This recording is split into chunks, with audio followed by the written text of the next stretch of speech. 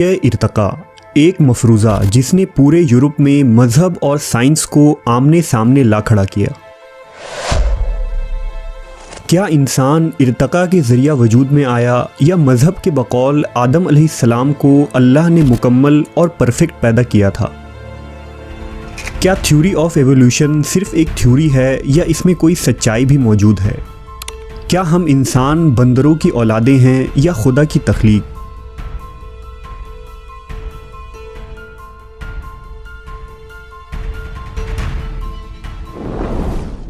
अगर हम अपने इर्द गिर्द मौजूद जानदारों पर नज़र डालें तो उनकी ज़िंदगी और निज़ाम हयात एक मुआजिज़ा मालूम होता है, लेकिन शायद खुद हम इंसानों का वजूद ही इस कायनात की सबसे पुरअसरार चीज़ है।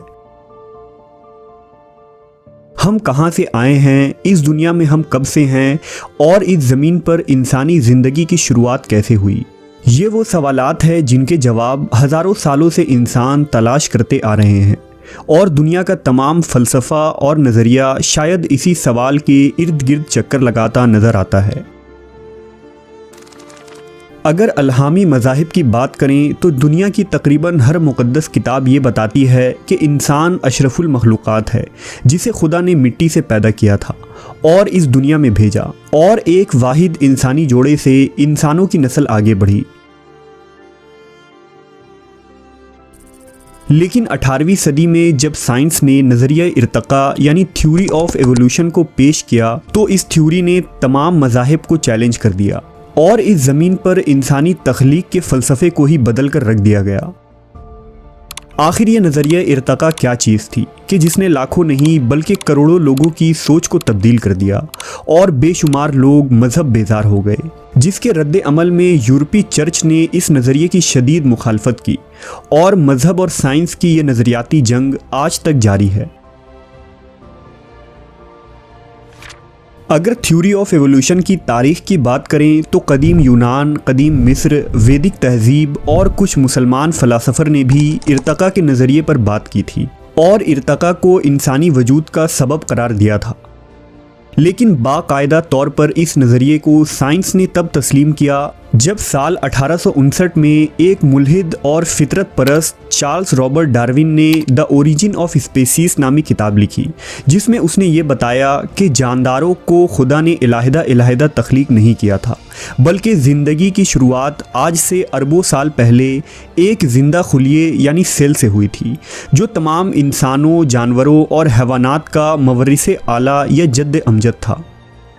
आसान अल्फाज में आज से अरबों साल पहले एक खुलिया समुंदर में खुद ब खुद पैदा हो गया था, जिसने इस ज़मीन पर इर्तका करते हुए खुद को बेहतर जानवर में तब्दील कर लिया और इर्तका के नतीजे में होने वाली तब्दीलियां उसकी औलादों में मुंतकल होती गईं। माहौल में हो रही तब्दीलियों की वजह से उन्होंने इस इर्तकाई अमल को जारी रखा और आज लाखों जानवर और हम इंसान भी इसी एक इर्तकाई नस्ल के नतीजे में पैदा होने वाले जानदार हैं। चार्ल्स डार्विन की ये थ्योरी महज कयास थी और ये दावा बेदलील था, लेकिन डार्विन पुरउम्मीद था कि मुस्तकबिल में होने वाली फॉसिल्स की नई दरियाफ्त उसके इन नज़रियात को सही साबित करेंगी। फॉसिल्स दरअसल उन जानवरों के ढांचों को कहते हैं जो आज से हज़ारों या लाखों साल कबल ज़मीन पर मौजूद थे। लिहाजा 19वीं सदी की इब्तदा में जब तुर्की और जर्मनी में इंसान नुमा बंदरों की खोपड़ियाँ मिली और साइंसदानों ने जब उस पर कार्बन डेटिंग टेस्ट किया तो ये पता चला कि ये मखलूक आज से 2 लाख साल कबल यूरोप के सर्द इलाकों में रहा करते थे। और हैरान कर देने वाली बात यह थी कि उन फॉसिल्स में बंदर जैसी तमाम खुसूसियात मौजूद थी, जो ज़ाहरी तौर पर एक इंसानी खोपड़ी मालूम हो रही थी। इस मखलूक को होमो निएंडरथलस का नाम दिया गया, जिसे इंसान की कदीम नस्ल करार दिया गया। निएंडरथल का शुमार साइंस की ज़बान में होमिनॉइडिया ग्रुप में होता है, जिसका मतलब ये है कि उनके आबाओ अजदाद यानी बाप दादा सारे बंदर थे। आगे चलकर ये होमिनिन ग्रुप में तकसीम हो गए, जिनकी 2 शाखों में एक होमो सेपियंस यानी इंसान और दूसरे शाख से चिंपैंजी पैदा हुए। होमो निएंडरथल और होमो इरेक्टस नामी इन मखलूक़ात के अब तक तकरीबन 6000 से ज़्यादा ढांचे मिल चुके हैं, जिससे ये पता चलता है कि ये जानदार 2 लाख से 40,000 साल पहले इस ज़मीन में आबाद थे। उन फॉसिल्स की दरियाफ्त ने साइंस की दुनिया में एक नए बाब का आगाज़ किया, जबकि दूसरी तरफ मजहबी जहन रखने वाले लोगों के दिलों में तरह तरह के शक व शुबहात पैदा हुए कि क्या हम वाकई बंदरों की औलाद हैं। तो फिर आदम व हव्वा की तख्लीक और अशरफुल मखलूक़ात का मजहबी फ़लसफ़ा पूरी तरह से बातिल करार पाता है। नज़रिया इर्तका को मुल्हिदीन ने फैलाने और हिमायत करने की खूब कोशिशें की और ये थ्योरी ऑफ एवोल्यूशन ही इल्हाद यानी एथियज़म की बुनियाद करार पाई।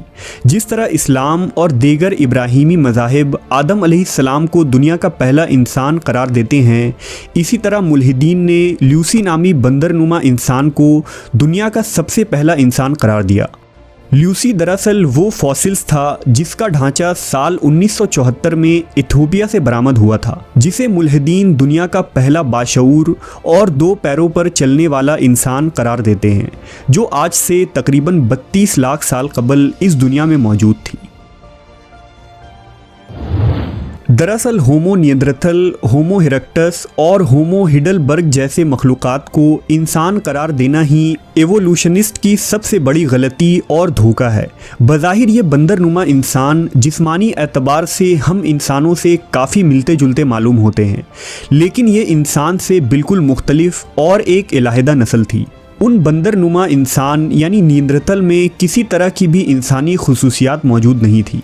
ये जानवरों की तरह ज़िंदगी गुजारते और अक्ल व शऊर के एतबार से इंसान से बदतर थे।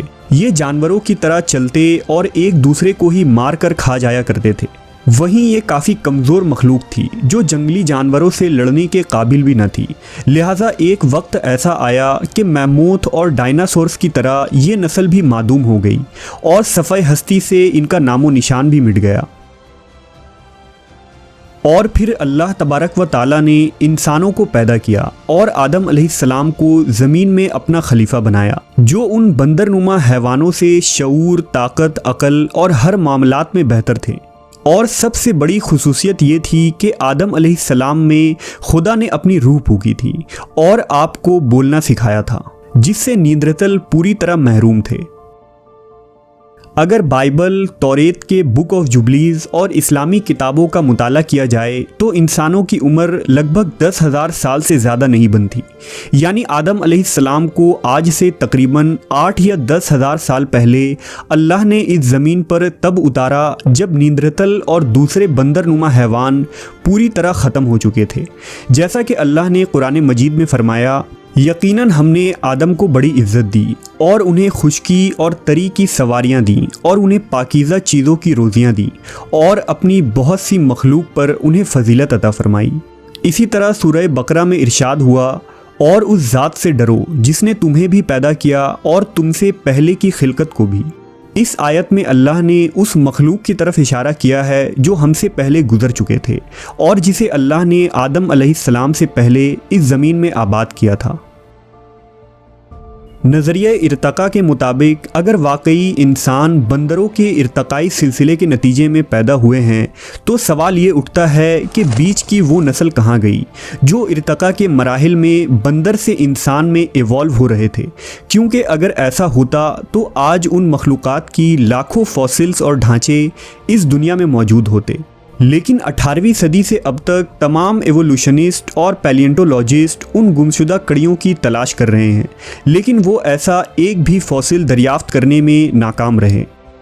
यही वजह है कि आज बेशुमार साइंसदां और बायोलॉजिस्ट नज़रिया इर्तका को पूरी तरह रद्द करते हैं। मसलन डुआंस गिश कहता है कि नज़रिया इर्तका महज एक फ़लसफ़ियाना ख्याल है जिसकी कोई साइंसी बुनियाद नहीं है। इसी तरह जेरेमी रिफ्किन ने अपनी आर्टिकल में लिखा है कि ये नज़रिया महज मफरूज़ा और झूठ है। मशहूर माहिर हयातियात प्रोफेसर गोल्डस्मिथ और प्रोफेसर मैकबेथ ने 2 टोक अल्फाज में वाज़ह कर दिया है कि नज़रिया इर्तका नीम साइंसदानों का खुद साख्ता नज़रिया है। इन तमाम हक़ाइक़ को जानने के बावजूद आज इर्तिक़ा के इस झूठ को फैलाने के लिए हर स्कूल, कॉलेज और यूनिवर्सिटीज़ में तलबा के जहन में इस नज़रिए को दाखिल करवाया जाता है ताकि जदीद साइंस की आड़ में लोगों पर यह बावर करवाया जाए कि इर्तिक़ा एक फ़ैक्ट है और हम इंसान खुदा की तख्लीक नहीं बल्कि हमारा वजूद एक बाई चांस हादसे की वजह से पैदा होने वाले एक खुलिये की वजह से है और हम बंदर से इंसान बने। दरअसल उस पहले खुलिये या सेल का पैदा होना ही मुल्हिदीन के तमाम नज़रियों को गलत साबित कर देता है, क्योंकि ये बात साबित शुदा है कि वो सबसे पहला खुलिया जिसमें जान और रूह थी और जो अरबों मॉलिक्यूल्स का मजमुआ था वो किसी अचानक होने वाले हादसे से पैदा नहीं हो सकता। आसान अल्फाज में नज़रिया इर्तिक़ा अपने पहले मरहले में ही डिसप्रूव हो जाता है, क्योंकि एवोल्यूशनिस्ट इस पहले खुलिये की पैदाइश के बारे में कोई एक्सप्लेनेशन नहीं दे सकते। इस ज़मीन पर ज़िंदगी यूं ही इत्तफाक से पैदा नहीं हो सकती, क्योंकि इस तरह का एक परफेक्ट खुलिया आज के जदीद टेक्नोलॉजी के इस्तेमाल से भी बनाना मुमकिन नहीं है। आज डीएनए की दरियाफ्त ने भी इस बात को मज़ीद मजबूत कर दिया है, क्योंकि डीएनए के अंदर मौजूद कोड्स और डिज़ाइन बिना किसी खालिक के खुद ब खुद इत्तफाक से अरेंज हो जाना एक मजाक से ज़्यादा कुछ नहीं। दरअसल इस ज़मीन पर सबसे पहले ज़िंदगी का पैदा होना और खुलिये की तख्लीक किसी मुआजिज़े या करिश्मे से कम नहीं, और वो मुआजिज़ा इस ज़मीन व आसमान के खालिक अल्लाह ने किया था।